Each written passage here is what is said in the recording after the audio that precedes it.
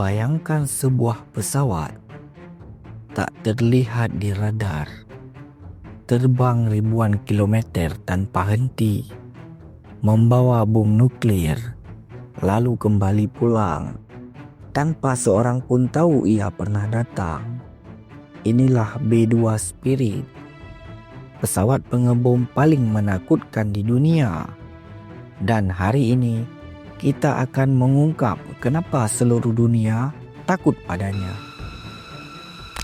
Halo Sobat Nafakta, kembali lagi di channel yang membahas kekuatan militer dunia, teknologi tempur, dan fakta-fakta menakjubkan seputar pertahanan global. Jangan lupa tekan tombol subscribe dan aktifkan loncengnya, karena video kali ini akan membawa kita ke balik bayang-bayang ke sebuah pesawat yang hanya muncul saat dunia sedang menghadapi ancaman besar.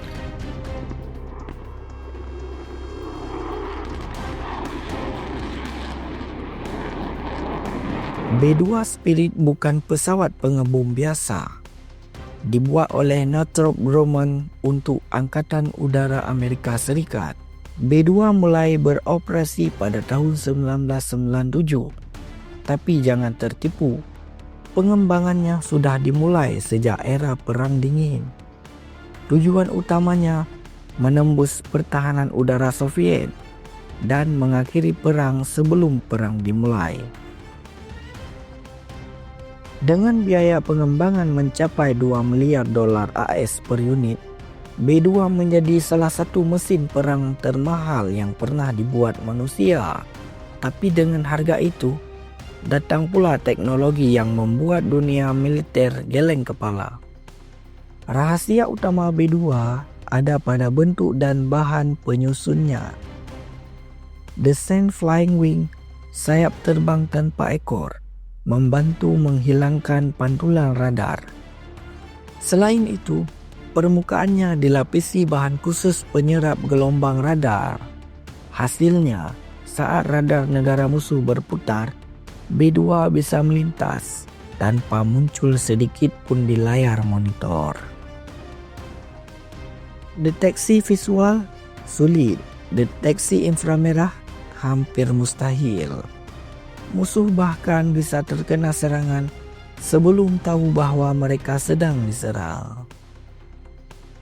B-2 punya jangkauan lebih dari 11.000 km dan bisa ditingkatkan dengan pengisian bahan bakar di udara. Artinya, pesawat ini bisa berangkat dari pangkalan di Amerika Serikat, terbang ke Asia atau ke Timur Tengah, menjatuhkan bom, lalu kembali tanpa pernah mendarat. Ini menjadikannya senjata strategis sejati.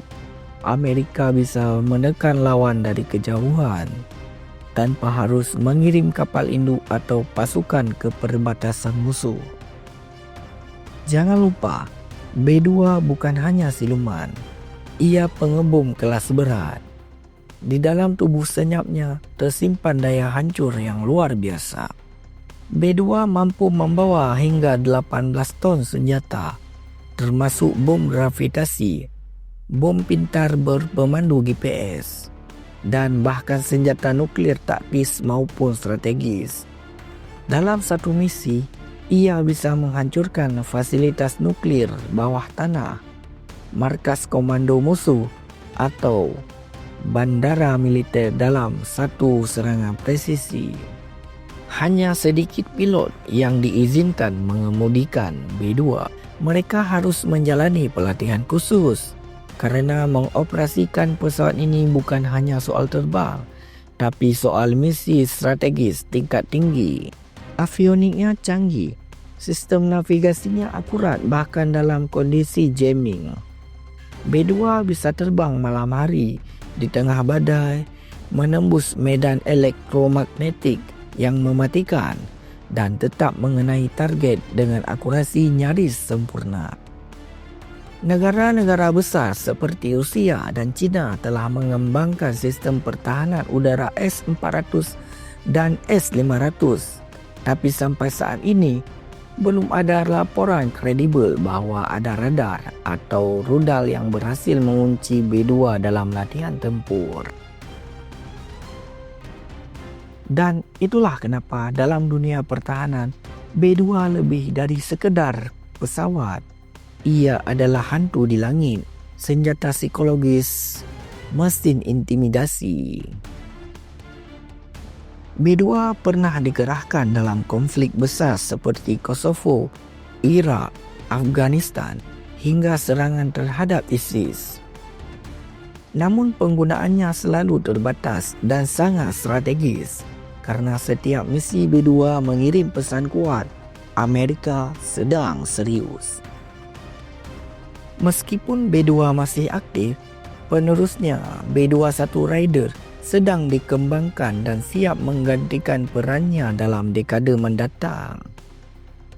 Tapi sampai hari ini, B-2 Spirit tetap menjadi simbol supremasi udara dan mimpi buruk yang terus menghantui ruang udara dunia.